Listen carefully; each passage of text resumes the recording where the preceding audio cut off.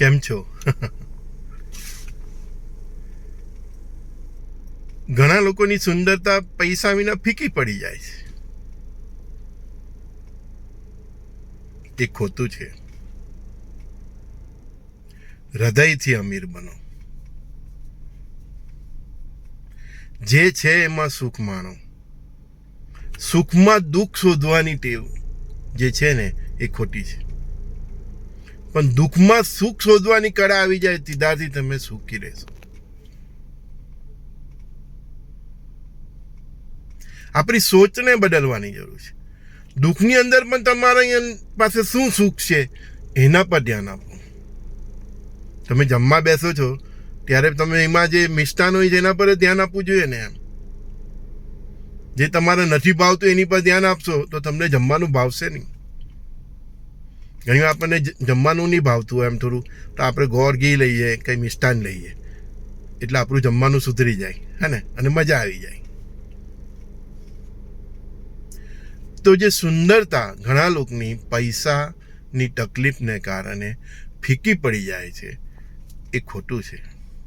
હૃદયથી અમીર બનો. જે છે એમાં સુખ માણો. સંજુએ સૂકી રોટી પાણીમાં બોળીને ખાતા ગરીબની આંખોમાં પણ ચમક જોઈ છે. ફરીથી સાંભળજો મારો ડાયલોગ. જે જોયું છે તે ડાયલોગ છે. સંજુએ સૂકી રોટી પાણીમાં બોળીને ખાતા ગરીબની આંખોમાં પણ ચમક જોઈ છે.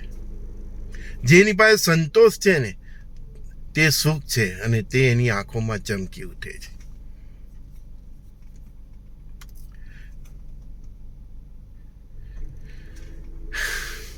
શું કહેવું? આ ફકીરી બાદશાહત જેની પાસે છે ને એના જેવો કોઈ અમીર નથી. આ ફકીરી બાદશાહ જેની પાસે છે એના જેવો કોઈ અમીર નથી. અને એ જ વ્યક્તિ દુનિયાને સુખ આપી શકે છે. આ ફકીરી બાદશાહ જેની પાસે છે એનાથી વિશેષ સુખી આ દુનિયામાં કોઈ નથી. ને એવી જ વ્યક્તિ બીજાને સુખી કરી શકે છે, બીજાને સુખનો અનુભવ કરાવી શકે છે.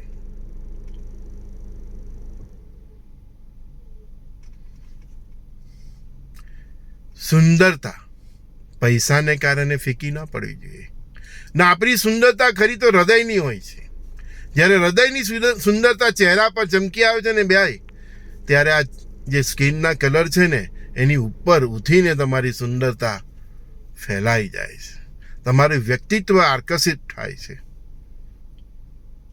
ચાર વ્યક્તિને એમ થાય કે ભાઈ સંજયભાઈ પાસે બેસીશ ને તો દુઃખ ભૂલી જઈશ, મને સુખનો અને સંતોષનો અનુભવ થશે. એવી રીતે જીવો. ગુરુદેવ દત્ત. ફરીથી આ મારો આર્ટિકલ તમને સંભળાવું છું કે સુંદરતા ઘણા લોકોની પૈસા વિના ફીકી પડી જાય છે એ ખોટું છે. અમીરી હૃદયની હોવી જોઈએ. હૃદયથી અમીર બનો. સંજુએ સૂકી રોટી પાણીમાં બોળીને ખાતા એ ગરીબની આંખોમાં પણ ચમક જોઈ છે.